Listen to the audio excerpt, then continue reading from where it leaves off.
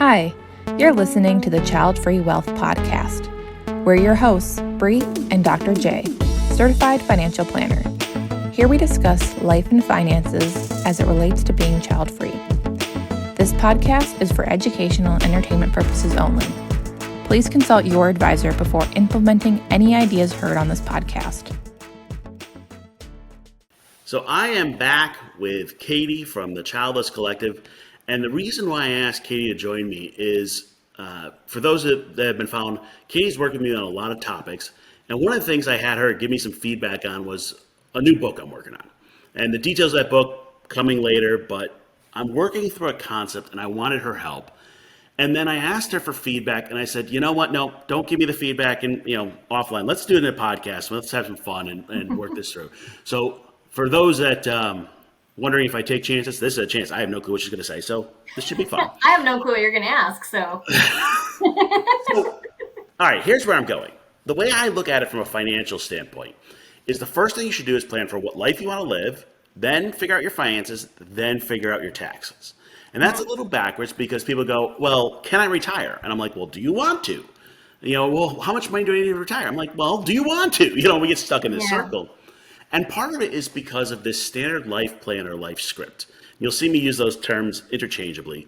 But the standard life plan or life script says you go to school, you get married, you have kids, you buy a house, you retire, you pass on your money, you die. Now there's some details in between, but that's the standard cultural norm life script, life plan. Mm-hmm. And we don't even realize that is so pervasive. Yep. When I was doing research for my first book, I had a whole bunch of people say to me, I didn't realize there was even a choice not to have kids. Like, that there was even like a possibility or likelihood. So we have this standard life plan that says we got to do these things. And what I found from a financial standpoint is when you are child-free or permanently childless, you kind of have to throw away that plan and make your own. Mm-hmm. But it's different. This is one of those few areas where it's different if you're child-free or childless. And Katy had kind of given me a clue about this over the time that I've dived. She's my Yoda on childless things, I guess. She teaches me everything I know. And she had talked about this grieving process of being childless. And what I've come to the understanding of, and this is what I want Katy to weigh in on, is for child-free people, they've chosen a different life plan. They may not even realize it. That's a separate discussion. Mm-hmm. But for childless people, it's almost like you can't move forward until you have grieved the life you thought you were going to live. Does that make any sense, Katy?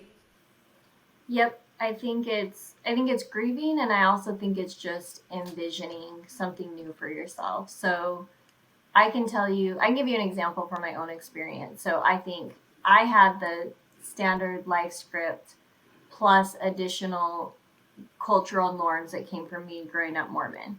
And so I think there's like the standard life script, but then depending on, your culture, that like your specific culture, that may even have some tweaks to it or different expectations. So, and I see this a lot within the childless community too, of, people's cultural expectations.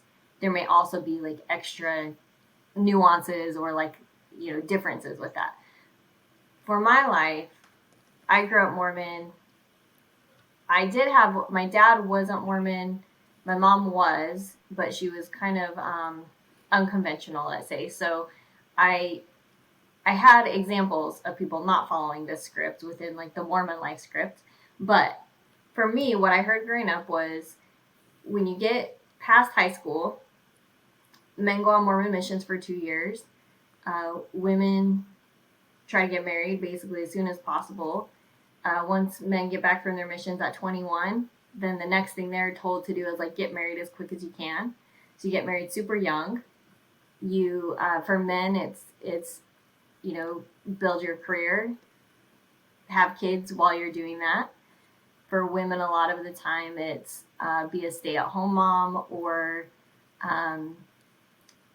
maybe do something on the side that's flexible so that you are around for your kids most of the time. And then your kids, your primary role in life is to raise your kids. And then once they're out of the house, and then it's like, you serve your church, then it's all about grandkids and then great grandkids. Everything is focused and centered on kids. And even growing up when, I knew of people within the Mormon church who didn't have kids, the response was like, well, this is a trial that God is putting them through in this life, and they'll become a mom or a dad in their next life.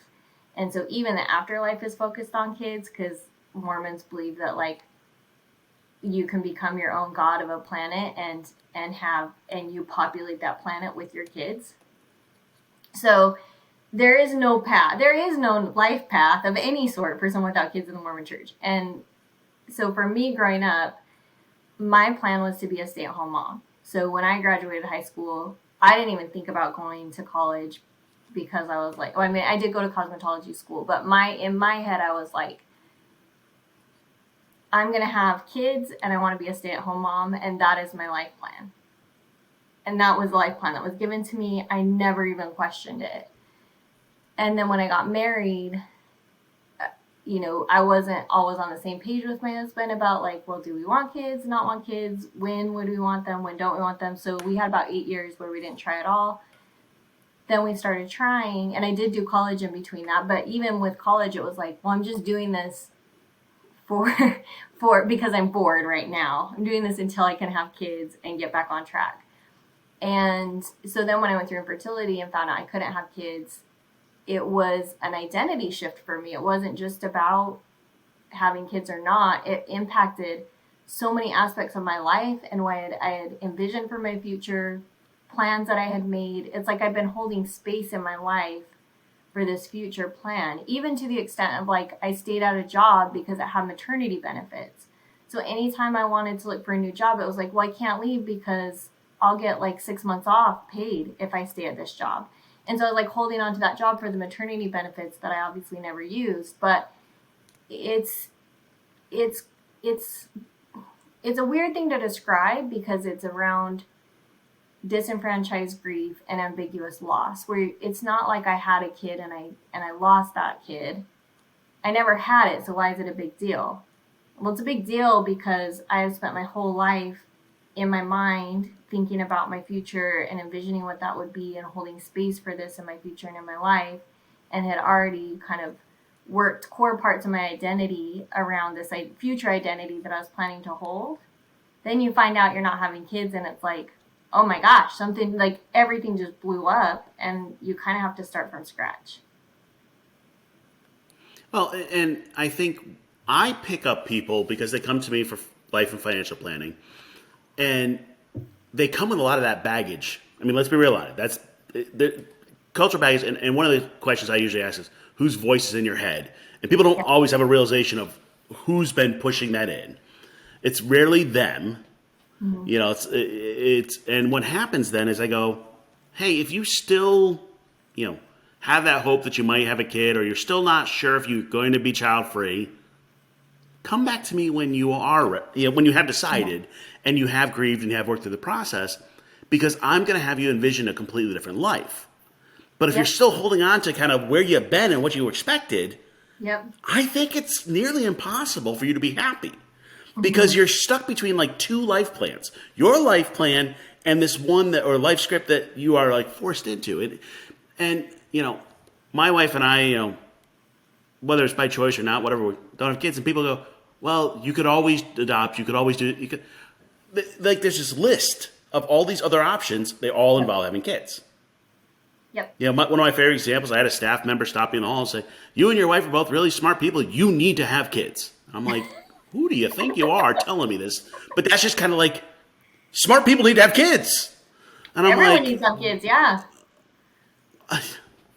Yeah, we won't even get into the racial ones, of, you and your wife are white, so you need to have kids. I've actually heard that one too. I have too. It's disgusting, yeah. Yeah, I mean, all these cultural things, and all of that's a standard life plan. And the hard part is, and I work with both child-free and childless folks, and my reflection on this, and I want you to help me understand, Katy, is I've had some people, and, I'll be honest, a lot of my intro meetings with people end up in tears, because they have this moment when they realize, oh, we're talking about a completely different life now. Yeah. And I may not be ready for that. Yeah. Kind of like, how do you know when you're ready? And you called it at times when offline, you and I were talking about grieving and kind of the process. How do you know when you're ready to, you talk about everything that was, your first half of your life was all training in one direction. Right. How do you know when you're ready to like shift and go, okay, I'm going to do something completely different? Yeah, I think this is what's so hard. And I look at it as kind of a point of acceptance of, yeah, I'm not going to have kids. And I think that looks different for everybody, because for me, I think I had it a little bit easier because I had a hysterectomy. So that took the biological piece of like, I'm not having my period every month, hoping that maybe, like, even though I've been through, 4 years of infertility and IVF didn't work and all these things. And my, doctor said, well, you've got a less than 1% chance of getting pregnant naturally. Well, every month when I have that period, even if I'm kind of resolved, like, yeah, I've done all this stuff and it didn't work, and I'm not going to try any more fertility treatments. But if I'm having a cycle every month and it's technically possible, you could be holding on to that until menopause every single month of that, like, maybe this is that month, right? Because we hear all those miracle baby stories. So it's like, this could be my time. And I've heard that happen. I've heard those stories. I know that does happen sometimes. So I think for a lot of people, it might be kind of ambiguous. Same thing with people who are single. If they're single and still of like childbearing age for women, men, that is whenever. You just keep going forever. But I guess men could get to a place where it's like it'd be hard to have a kid and take care of them. But anyway, if you're single, you may still be holding on to the hope of, I still might meet someone, I still might become a parent. It's really hard to have that finality. Now, I have talked to people in the childless community who have been through infertility who have said, I started going on birth control at some point, which now I think for some people may sound totally like, what? You're like, all you want a kid is like, all you're saying you want is a kid, so why would you be going on birth control? Well, you might get to a place where you say, I can't. I think someone described it one time. There's a Childfree after infertility Reddit group. It's called IF Childfree, and it's fantastic. And it's specifically for people who went through infertility and now identify as childfree. But somebody said in there one time, I'm going on birth control because I'd rather have a 0% chance of getting pregnant than a less than 1% chance. And it was this idea that it was a way to give finality to something that could just torture you and keep going on and keep you from being able to come to a place of acceptance and say, yeah, I can't hold on to this dream anymore because I'm sacrificing too much. It's taking too much from me. I want to close this door and start making a plan for something else. And that is a hard place to get to. And I think it's different for everyone. And there are a lot of ways it can get dragged out for years and years and years. And it's because there's always that hope in the background of something might work out for me. I might meet that person and have a kid. I might, have the miracle baby. And what's hard is that does happen sometimes. So you can't say, well, it's not going to happen for you, because sometimes it does. So yeah, when do you get to that place where you're like, I'm accepting that I'm going to be permanently childless? Well, and we have a whole separate episode on the terms child-free and childless, and we'll use them both here in different ways. But what will happen is the life planning is different because the child-free folks have made that choice. Hey, there's a 0 chance, and if there was a pregnancy, there'd probably be a different reaction to it. Let's call it that. Yeah. Than the childless population. And okay, cool. So they've chosen a different life path. Childless folks, more not by choice. I'm not saying always not by choice, but just more. Yeah. But then the challenge is our society keeps dragging us back to this standard life plan. So let me talk about this in financial terms because, we're on the Childfree Wealth Podcast, so let's at least talk some finance. A great example is buying a house. Buying a house is a choice for somebody who is child-free or childless. It is not a requirement. But I have people all the time come to me and go, well, I got to have a house so that I can. I says who? Says the standard life plan. Yep. And I think we don't even question it. Buying a house has to do with like stability and school systems and all that more than financial. If you want access to real estate as an investment, there's better ways to get real estate as an investment, because the house you would buy to invest in is different than the house you would buy to live in. Yes. And people go, but I have to have a house. Well, that one's the same one that says I have to have a kid and I have to be married. Well, 32.1% of childless folks, per the census, are never married. We're talking about, the technical term is solo agers. I like using the term soloists instead. You know, they have no kids, no spouse. They live in a completely different life plan. Yes. Buying a house may not make sense for them. Yeah. You know, and I think the hard part is, and I'm just using the house as one example, but we have all these things that say we have to do on the standard life plan. Another example is retirement. Retirement is part of a standard life plan. When I talk to child-free and childless folks, they're like, I'd rather find a job I enjoy and just keep doing it. You know, work for that nonprofit I've always wanted to work for, or give back, or run that coffee shop or cupcake place or whatever. And retirement is like, that's not really a goal. And Right. like another one in the life plan is that you have to give your money to the next generation. Most child-free and childless folks are more die with zero. I'm going to give it away while I'm living, or I'm going to spend it, invest it. So it like screws up everything, but we end up with like this torn between what we're supposed to do. I would say, you know, doing the right thing, or, you know, the good boy, good girl things, or whatever, what we're expected to do, and we're living a different life. And if we get technical on terminology, and I hate this, but when you deviate from a plan, you are now a deviant. And people go, well, that's a bad thing. No, you're living your own damn life, and it's okay to live your own best life. But we get this pull back and forth between what we're like trained to do, and your example's perfect, and others. I mean, I had somebody, you made me think of it, she's also Mormon, and she's child-free, but she's like, hey, I kind of wish I had a reason to be childless. Like there was a reason I couldn't have a kid, because it'd be easier to accept. And I was like, wow, that's a meaningful statement, because the life plan and the cultural expectations are so strong. I mean, does that make sense, Katy? Yeah, it makes sense, because just thinking about that example that you just gave, a part of me stung a little bit, because I'm like, oh, that feels very like dismissive of the real pain that like childless people go through. But then thinking about the context of her life and knowing what that looks like within Mormonism, there's no place for her within Mormonism. Like she's getting pushed into a corner all the time. I guarantee it. And I think that is the case for anyone who, like you said, kind of deviates from the standard life plan. The world is not set up for you. You're going to feel like an outsider. You're going to feel like you're going to be getting constant messages of you're outside the norm. It is the same reason why a lot of the women who I am talking with, a lot of our friendships end up dissolving with our friends who are moms, because we are in groups of women and we don't know what to talk about, because the conversation is like 99% about kids and what's going on with their kids and kids. You'll feel like an outsider immediately because you can't contribute to that conversation. As you're just sitting there quietly wondering how to change a subject and just going on feeling more and more excluded as the conversation goes on. And I think that just happens, whatever the default is, those messages get so ingrained in us. And if you're outside of that, you got to build up some resilience and be okay with being an outsider. Well, and I'm kind of laughing because I hear you. If you really want to stop a conversation, when somebody says, what do you do? I say, you're a child-free wealth specialist.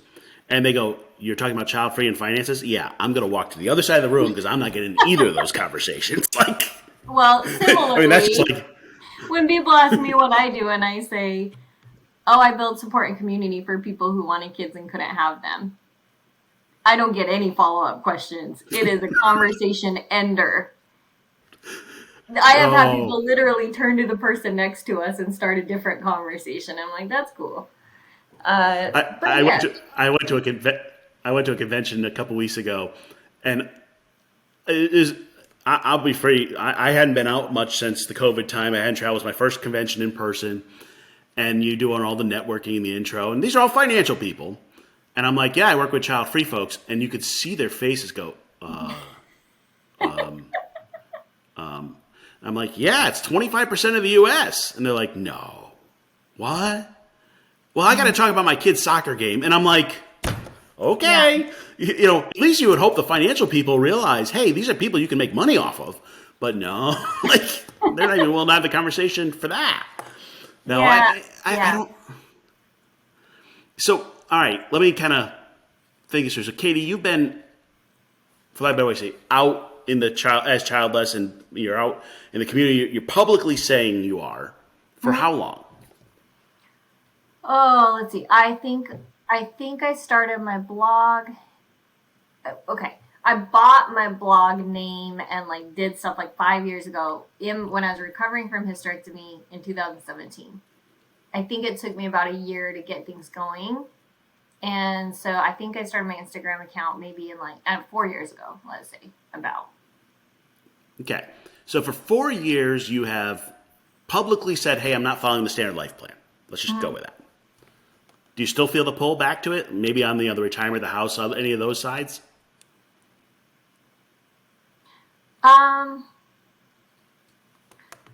I mean, yeah, I have owned 2 houses and I may buy a 3rd house, but I think I've been thoughtful about the reasons of why I want one. I don't think about having kids anymore at all. I actually am really happy with my life right now, and we won't get into this debate because we already did an episode on it, but I would say if it didn't cause confusion, as much confusion as it does, I would probably identify as child-free at this point. Like child-free after infertility is probably the label I'd use for myself, because if somebody said I can wave a magic wand right now and put your baby in your arms immediately, like with the snap of a finger, I would say no. It's not what I want anymore because I built something else and a baby would not fit into my life anymore. But I think that what makes it hard, this is what I didn't anticipate. When I came to the acceptance of, okay, I'm not going to be a mom. What does that mean for me? I've got to work through all this grief. I've got to figure out my identity. I've got to figure out all these pieces for my future. I expected that was going to be super painful and a lot of personal grief. What I didn't expect was a second layer of having to manage everyone else's reactions and opinions to that all the freaking time. Like, I'll give you an example. 2 weeks ago, I went and got an allergy test done at an allergist clinic. And the nurse was being so nervous about needles, like just so nervous. And I said, you don't need to be nervous. I have a lot of tattoos and I've been through IVF. I am not scared of needles. Just go for it. Like, you don't need to be so careful. And she said, oh, you went through IVF. Did it work? And I said, no, it didn't. And she said, oh, well, you got to just keep hoping. Like, it'll happen for you. And I said, well, no, actually, I'm not trying anymore. And she got visibly uncomfortable. And to be a considerate person, I probably should have just left it there because I could tell it made her uncomfortable. But sometimes I was just in a mood. And so I said, so she said, well, I bet there's another purpose for you. God has another purpose for you. And me, because I was in a mood, said, actually, I'm an atheist. So I don't believe that God has a plan for me. And she said, oh, well, then like the universe or whatever, like whatever you do believe in. And I said, well, I'm kind of an existentialist. I think I make my own meaning in life. I don't think that the universe has a plan for me that I'm following. And she looked like she had never heard of anything related to this in her life. Like, she basically said, I have never heard anyone say that or explain it in that way. Like, what an interesting thought that you make your own meaning. And I was like, wow, this is like, she's never heard of like this idea that not everything happens for a reason. And it does bother me because sometimes people will say, oh, look, you're helping so many people now. You're doing this work helping the childless community. It happened for a reason that you couldn't have kids. No, it didn't. I chose to take an experience that I had in life, and I chose to build something to help people because that's where I wanted to find some meaning and where I wanted to invest my energy. But I'm just bringing that up as an example because here, this like trip to the allergy clinic turned into this whole conversation about like life and purpose and meaning and, you know, all this stuff that like, I don't want to be asked about whether I have kids or not at a doctor's office, by my dentist, at the grocery store, whatever. It's weird. But it's so ingrained that like you have to figure out how to navigate that every single day. People's reactions to you, people's opinions about it, you're going to hear them all. You're going to get asked about it all the freaking time. And it's that second layer of like, you have to deal with your own grief and what it means for your life. And then every single day, you're going to have people putting their own opinions and thoughts on you that you're also going to have to navigate. I was not expecting that second layer. Well, and that's my whole point, is that the standard life plan is so pervasive that we don't even realize, like, just stupid conversation comes up. Like, in the financial world, almost all, I mean, as close as we get to all, financial plan assumes you're going to have kids. So I had a reporter reach out the other day, and we were talking about, do you kind of agree or disagree with Dave Ramsey? And Dave Ramsey's popular, let's be real on that, big time. We're not going to get into politics and religion. That's a separate discussion with Dave Ramsey.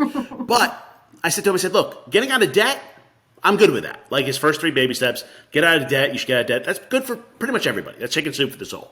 Yeah. But then we get to steps 4, 5, and 6, where it talks about saving for a house, saving for retirement, and save for college.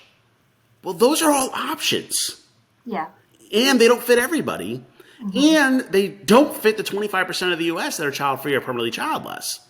So what's happening, though, but that's the standard life plan in action. And let's be real, he's made millions of dollars, you know, selling that, and very popular and all that. But all of that gets put in, and now people go, hey, my financial plan needs to reflect, let's call it the Dave Ramsey plan or whatever. There's a whole bunch of other ones. I'll just pick on Dave for a second. And I was a Dave Ramsey coach. I like what he does. You know, I've taught people on the getting out of debt part. But you don't realize the pressure. Yeah. You had a conversation with your allergist. Pressure. I'm in Mississippi. You want to talk about societal pressure to have kids and societal norms and gender norms and whoo-wee. I mean, it's tough. Yeah. So my thing is, if you are child-free or permanently childless, you have to create your own life plan. Yep. You were talking about kind of like the universe not having it. Whatever, your spiritual belief, that's on you. However you get there, the answer is you need your own plan. And people go, well, but whose do I follow? Yep. Yours. Exactly. And this is one of the things I see so often in the childless community is it is really hard for people to even envision what that might look like outside of what they're seeing with their friends and their family and the messages that they're getting from society. And I think it makes sense. If you think about, if I had a kid, my life would now be taken up mostly by that kid or kids. I am now responsible for making sure another human is fed and bathed and cleaned and comforted and, you know, is sleeping right and getting nutrition and getting their vaccinations. And like the care of another human is huge. You are now, that is taking up most of your time, your energy, your focus, your everything. Finances. The way I look at it is, if you don't have that, picture what you would have been spending in finances, time, energy, you know, emotional, I don't know what the right word is, but you know what I mean? Like your emotional time, all of that, you now have all of that freed up. Mm-hmm. Where do you want to invest it? And that's a much harder question because no one's telling us what the alternative is of where to invest it, and so you do have to figure it out by yourself. And if we don't have role models, if we don't see other people, if we don't even have examples in our lives of people who have alternative ways of making meaning in their life, of finding joy, of finding happiness, of where they're investing their time, what relationships are they investing in? Like if you don't have a kid, all that time that you would have to invest in that relationship, you now could invest that in other relationships in your life. That could go towards friends. It could go towards community. It could go towards your parents, your siblings, if you have a partner. You now get to choose where to invest it. And it's the same with all your resources. If you had kids, you probably know, Jay, like how much it costs to raise a kid every every year or over the course of your life, cool. You now have theoretically that money that you would have spent on having a kid. Where do you want to invest that? Where do you want to invest that free time that's not going into putting kids to bed and getting them to school and getting them dressed and feeding them and all of that? To me, it's like a looking at resources and saying, okay, I would have spent this here. Where do I now want to invest it? Yep. And the way I say it is living a life of child-free wealth means you have the time, money, and freedom to do what you enjoy. And I talk about it as a Marie Kondoing your life. Get rid of the stuff you don't enjoy and focus on the things that you enjoy, that bring you joy. And the challenge there, what I do is I call it life and financial planning together, because your life drives your finances. But the challenge, you get to a point what I call the child-free midlife crisis. You hit your personal, professional, financial goals, and then what? Yeah. The standard life plan says then you shift to your kids, and your kids, take on your goals and blah, blah, blah, blah. But I get these people that are like, I don't know. And, we get into the psychology of Maslow's hierarchy of needs. They're getting self-actualization and all. Higher levels of, like, why am I here?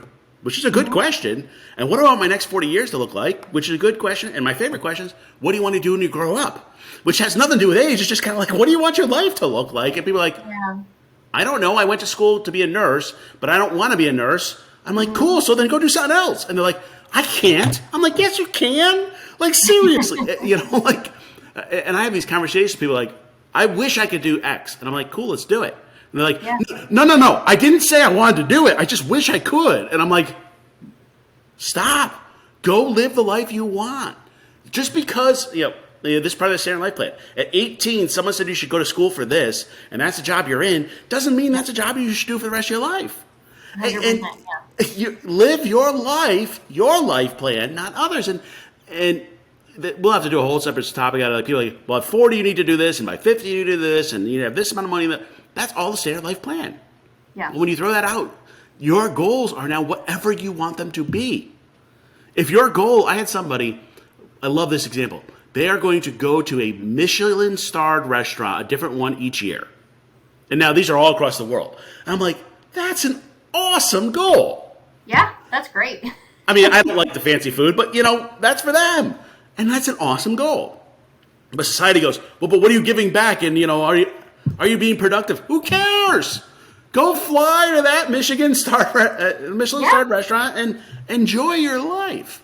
I don't know. I mean, we just need to find a balance between the standard life plan and our life plan. And my answer is just throw out what you've got, which, by the way, I understand is hard, and write your own. Yeah. So it is hard. I actually heard that I liked this reframe that I got from a friend of mine. So I don't know if you're familiar with this podcast, but Melissa and Eric are a couple who has a podcast called Live Childfree.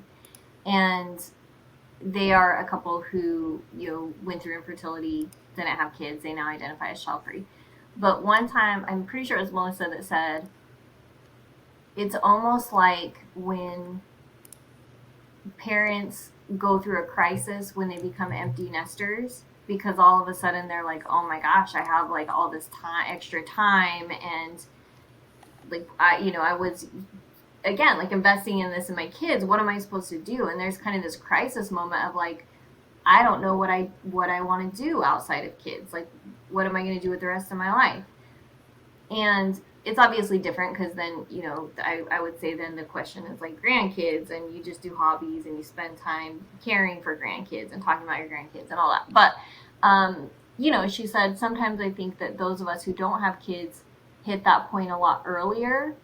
And in some ways it's similar what we have to grapple with, but we hit it a few decades earlier.